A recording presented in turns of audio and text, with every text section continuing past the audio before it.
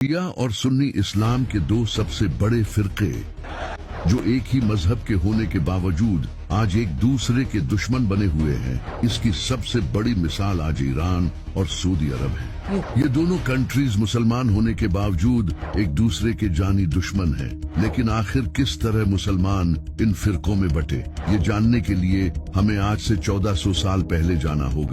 नबी सल्लल्लाहु अलैहि वसल्लम की वफात से तकरीबन 3 महीने पहले अल्लाह ने नबी सल्लल्लाहु अलैहि वसल्लम को इनकी जिंदगी का आखिरी हज करने का हुक्म दिया, जिसके बाद नबी सल्लल्लाहु अलैहि वसल्लम ये हज करने के लिए मक्का की तरफ रवाना हुए और फिर नबी सल्लल्लाहु अलैहि वसल्लम ने हज अदा किया।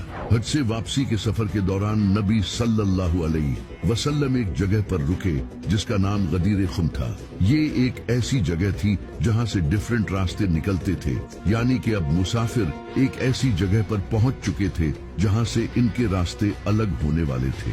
तो नबी सल्लल्लाहु अलैहि वसल्लम ने अपने सहाबा को हुक्म दिया कि मेरे लिए एक मिंबर तैयार करो, जिसके बाद नबी सल्लल्लाहु अलैहि वसल्लम के सहाबा ने उनके लिए एक मिंबर तैयार किया।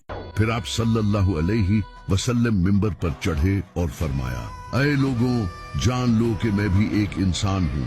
हो सकता है कि बहुत जल्द मौत का फरिश्ता आकर मुझे मौत की दावत दे और मैं इस दावत को कबूल कर लूँ, लेकिन मैं अपने बाद तुम में 2 भारी चीजें छोड़कर जा रहा हूँ, एक कुरान और दूसरी मेरी अहले बैत। कुरान को थामे रखना और मैं तुम्हें अल्लाह का खौफ दिलाता हूँ कि मेरी अहले बैत के साथ अच्छा सलूक करना। फिर आप सल्लल्लाहु अलैहि वसल्लम ने इमाम अली अलैहिस्सलाम को मिंबर पर बुलाया और फरमाया, मन कुन्तु मौलाहु फहादा अलियुन मौलाह, जिसका मैं मौला हूँ उसका अली मौला है। या अल्लाह, उससे मोहब्बत कर जो अली से मोहब्बत करे और उससे दुश्मनी रख जो अली से दुश्मनी रखे। अरबी में मौला का मतलब सरदार या लीडर होता है, यानी नबी सल्लल्लाहु अलैहि वसल्लम इमाम अली को उम्मत का लीडर बनाकर गए थे। ये सुनने के बाद हजारों सहाबा ने इमाम अली को इसकी मुबारकबाद दी। जैसे कि हजरत उमर ने कहा, मुबारक हो अली, आप हर मर्द और औरत के मौला बन चुके हो।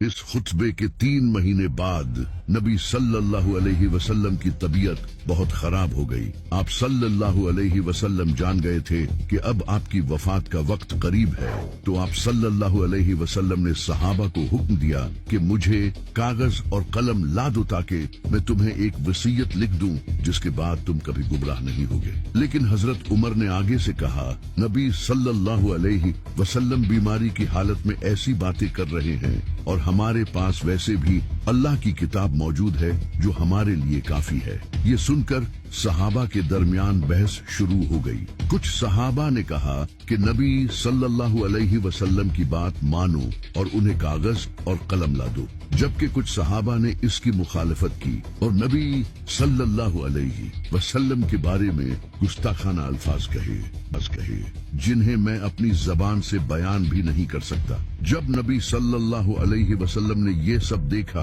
तो आप सल्लल्लाहु अलैहि वसल्लम नाराज हो गए और फरमाया, मुझे बस अकेला छोड़ दो।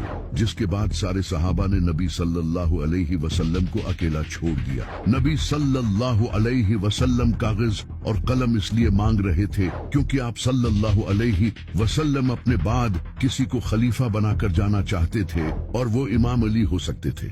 इसी वजह से शिया हजरत उमर पर इल्जाम लगाते हैं कि उन्होंने जानबूझकर नबी सल्लल्लाहु अलैहि वसल्लम को खलीफा अनाउंस करने नहीं दिया। अगर देखा जाए तो इस हदीस में अल्फाज हैं कि नबी सल्लल्लाहु अलैहि वसल्लम ने फरमाया, लाओ कलम और कागज ताकि मैं तुम्हें वसीयत लिख दूं, जिसके बाद तुम कभी गुमराह नहीं होगे। और ये तो हर कोई जानता है कि उम्मत में सबसे ज्यादा गुमराही खिलाफत के मामले में आई है। और जब नबी सल्लल्लाहु अलैहि वसल्लम